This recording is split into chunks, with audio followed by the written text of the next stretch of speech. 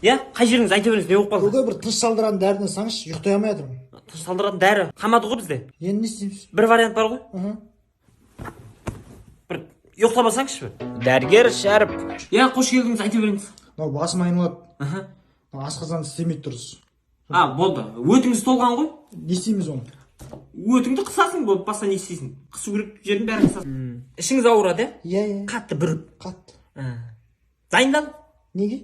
Туайын деп жатсың ғой, ай анау. Аку жерім ба мен саған? Анау аптекадан ал деген свечаңызды алып келдім. Ойбай. Ей.